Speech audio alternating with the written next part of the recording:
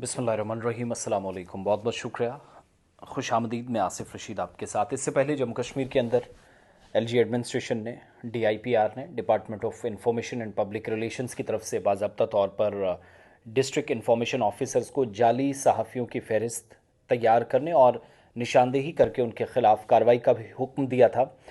उस कार्रवाई के 48 घंटों के बाद जम्मू कश्मीर के लेफ्टिनेंट गवर्नर मनोज सिन्हा की तरफ से भी बाज़ाब्ता तौर पर तमाम मुतलकिन को, इदारों को, ज़िम्मेदारान को काम करने के अहकामात सादिर कर दिए हैं और इंतज़ामिया को हिदायत दी गई है कि यूनियन टेरेटरी में जितने भी जो जाली सहाफ़ी हैं उनके ख़िलाफ़ सख्त कार्रवाई करें और सिर्फ जो मुस्तनद हैं, सर्टिफाइड हैं, हकीकी मीडिया पेशेवरों को ही सरकारी महकमों के साथ तस्लीम किया जाए। जो एक्रेडिटेड जर्नलिस्ट हैं उनके जो है फेवर में काम होना चाहिए।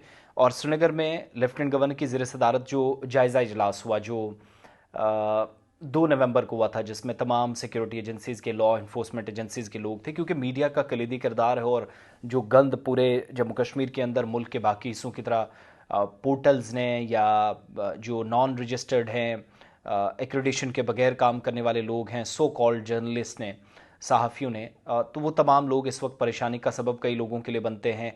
कैरेक्टर असैसिनेशन करना बहुत आसान उनके लिए हो जाता है कई बार। सिर्फ एक वीडियो या किसी भी बयान की बुनियाद पर उसको बुनियाद बनाकर ख़बर देते हैं, तो उसी पर तज्ज़िया और तबसरा बगैर किसी तहकीकात के होता है। ये सिलसिला हमने देखा है। तो अब इस मीटिंग के बाद जाली सहाफ़ियों का मामला तफसील से ज़ेर बहस आया। हमारी जो जानकारी है और इस मसले पर हल निकाला जाए, और जम्मू कश्मीर असम्बली के अंदर भी मसला उठा था, इस पर गहरी तशवीश का इजहार एमएलएज़ की तरफ से किया गया। और मीटिंग में जो अफसरान शामिल थे उनमें से एक से हमारी बात हुई, जिन्होंने हमें नाम ना जाहिर करने की बात शर्त पर जो बताया है। 3-4 चीज़ें मैं जो नोट करके आपको बता रहा हूँ। एक तो जो एक्टिव सहाफ़ी हैं उनका तस्दीक शुदा डेटाबेस तैयार किया जाए।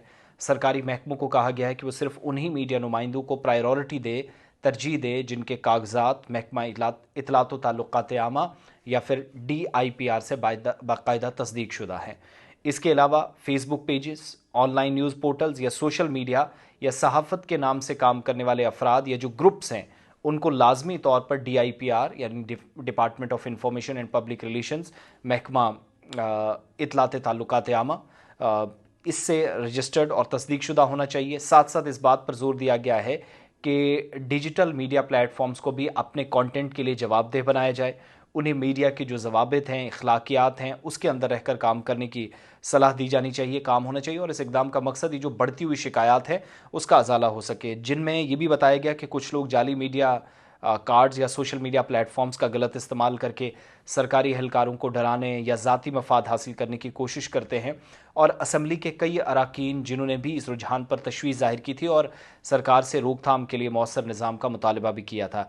इधर सरकारी ज़राए ने हमारे साथ इस बात की भी तस्दीक की कि हुकूमत जो हकीकी सहाफ़ी हैं उनकी कद्र करती है, दयानतदारी और ज़िम्मेदारी के साथ रिपोर्टिंग जो लोग करते हैं, लेकिन जो लोग इस पेशे को बदनाम कर रहे हैं उनके खिलाफ कार्रवाई नागुज़ीर है, वक्त की ज़रूरत है, इसलिए काम करना ज़रूरी है। और DIPR ने तमाम जो ज़िले इतलाती अफसरान हैं, डिस्ट्रिक्ट इंफॉर्मेशन ऑफिसर्स हैं, उनको पहले ही हिदायत दी थी कि जाली सहाफ़ियों के ख़िलाफ़ निगरानी को मज़ीद सख्त कर दें। और अब लेफ्टिनेंट गवर्नर ने भी बाज़ाब्ता अहकामात SSPs को, डिप्टी कमिश्नर्स को और पुलिस या सिविल अथॉरिटीज़ को दे दिए हैं। तो तमाम लोग जिनके रजिस्ट्रेशन नहीं हुई हैं या तो करवाएं, या जो फ़र्ज़ी इधर से उधर ख़बरें बनाकर और किसी को भी, कभी सरकारी इदारों को बदनाम करना, कभी आम शहरियों को नुकसान पहुँचाना, अवामी मसाइल के नाम पर किसी भी अफसर पर, किसी भी इदारे पर सवाल उठाना, बगैर किसी ऐसा सवाल पूछना गलत नहीं है, हम भी पूछते हैं, लेकिन शवाहिद हों तभी काम हो सके। दूसरा, विदाउट रजिस्ट्रेशंस बहुत सारे लोग काम कर रहे हैं।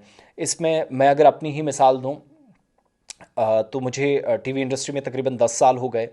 उससे पहले रेडियो में 2-2.5 साल काम किया, डिफरेंट प्लेटफॉर्म से लेकर। तो बड़ी बात यह है कि जब हमने अप्लाई किया 2016 और 17 के बाद DIPR के साथ मुंसलिक होने का या रजिस्ट्रेशन के प्रोसेस का, तो तकरीबन 3 साल के बाद जाकर कन्फर्मेशन हमें हुई।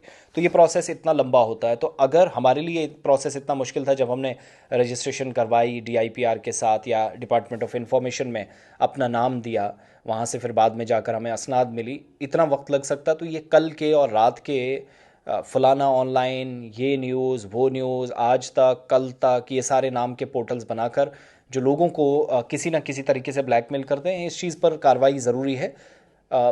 फ्रीडम ऑफ एक्सप्रेशन के नाम पर कोई किसी का गलत फ़ायदा नहीं उठा सकता, ना मैं और ना मेरी बरादरी का कोई, और ना हम किसी शहरी के को ज़ख्म पहुंचा सकते हैं, दागदार किसी को कर सकते हैं। शवाहिद की बुनियाद पर, एविडेंसेस की बुनियाद पर जो हमें करना है वो कर सकते हैं, मगर उतना ही जितना हमारा दायरा है। हम भी एक दायरे से बाहर नहीं जा सकते।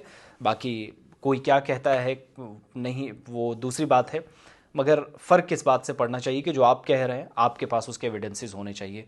तो बहैसियत सहाफ़ी या सहाफ़त के इस अजीम और मुक़द्दस पेशे के साथ जब हम जुड़े हैं तो ज़िम्मेदारियां हमारी भी हैं।